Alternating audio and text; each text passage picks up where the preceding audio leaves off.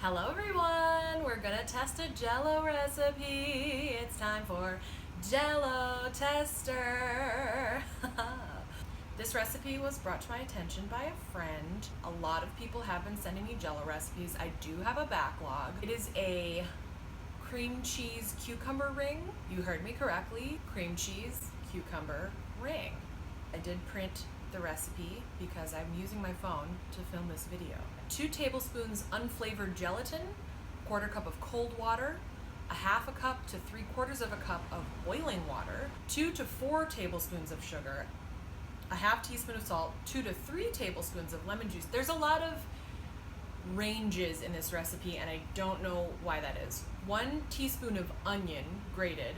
That is a stupid amount of onion, so I'm not going to use that. I'm going to use a little onion powder though to try to get some authenticity. A cup of cucumber, grated and drained. 2 to 3 3-ounce packages of cream cheese. Fortunately, nowadays the cream cheese comes in 8-ounce packages, which is precisely 2 to 3 3-ounce packages. Here's where it gets really crazy. Canned pears, drained, lettuce, and 1/4 pound of red cinnamon candies. So basically what we're doing is making sort of a Midwestern tzatziki in Jello form, and then also there are cinnamon pears. I will be eating a bite of this cream cheese ring and a cinnamon pear at the same time. Stay tuned. The first step of this is to soften this unflavored gelatin in some cool water, which I put in this beautiful mug from the Milwaukee Rep. I've had this since high school, maybe. Just dissolve that in here. Please enjoy our guest star, Casper, walking around in the background. If you hear a high-pitched squeak, it's him. Okay, so that's nice and dissolved. And then the next step is to add boiling water. This is all normal gelatin making process stuff. Cold water, boiling water. We're starting off normally. Here I have my boiling water. Next step is to add the sugar and let this cool. Shoop. I have opted to use 2 tablespoons of sugar rather than 4 tablespoons of sugar because what is the sugar doing in there anyway? Need a 1/2 teaspoon of salt. And it says 1 teaspoon of grated onion, and I'm not doing that, so I think a 1/2 teaspoon of onion powder is the right amount, even though no amount of onion powder is the right amount to put in Jello. 2 to 3 tablespoons of lemon juice. It's like a cucumber lemon cream situation. It's like a weird, ugly cousin of tzatziki that probably tastes bad. This smells so crazy. I mean, it mostly smells like onion powder. Did I make a mistake adding the onion powder? Whatever, it's science. Okay, so I'm going to mostly follow these instructions.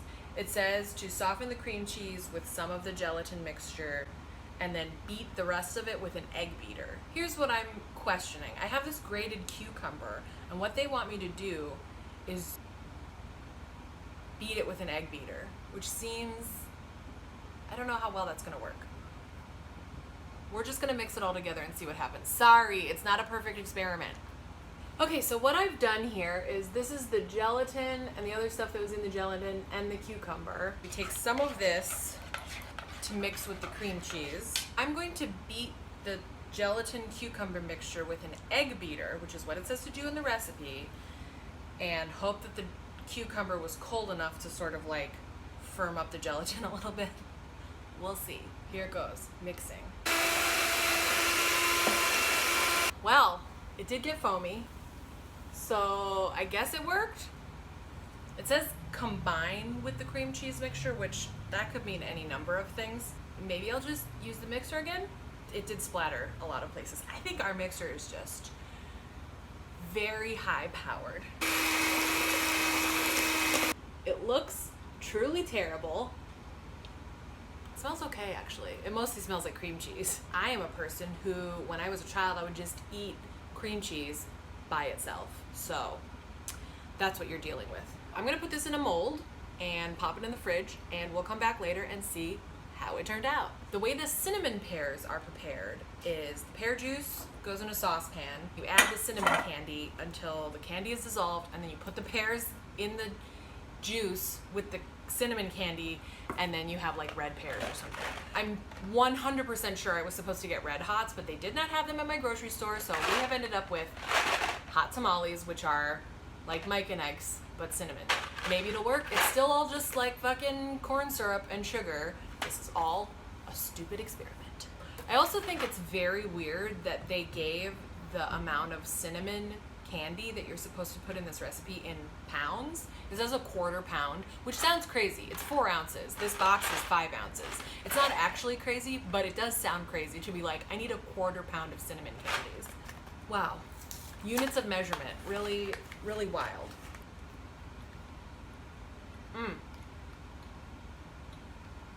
Oh, it's good. I'm gonna add 4/5 of this 5 ounce box. It's already getting pink from the hot tamales. I would just like everyone to see what the hot tamales look like as their coating melts. Creepy. Translucent, pinkish. I don't know if they'll melt all the way down, but if they don't, I will just strain this and put the pears in what's there, which is a gorgeous color of red. The hot tamales did not melt all the way, but I took a slotted spoon and fished them out, so they are gone. Pears in candy syrup. Ooh, you're so red and beautiful. And they are supposed to sit for an hour. I will just stick them in the fridge. I don't know what they're gonna look like, but you know what? I bet I'm gonna like the way they taste, even if I don't like that Jello mold. Hello, it's time for the reveal. The pears are here in the sugar red syrup with very cinnamon flavor. I suspect they will be delicious. Fucking good. Still not sure why those are the garnish for this dish. The main event here is our Jello mold. This is the pattern. It looks a little foamy still. We're just gonna see if it will turn out onto a plate. I did not center this properly, but we're gonna see how it looks. It feels okay. Oh God. Y'all, it's stuck. Look, can you see? It's just cream cheese. Let's go, little friend. No, this is a full tragedy. Ta-da! This did not work at all. Woo! All right, well, that didn't work, but we're still gonna try it. It's a full disaster, but as I said, I will be tasting it. The consistency looks, it's pretty light and fluffy. It smells a lot like cucumber, which makes sense.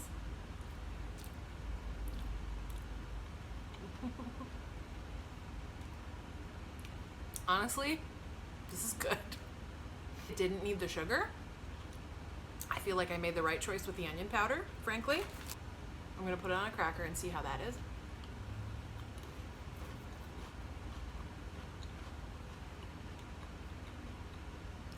Honestly, this is good.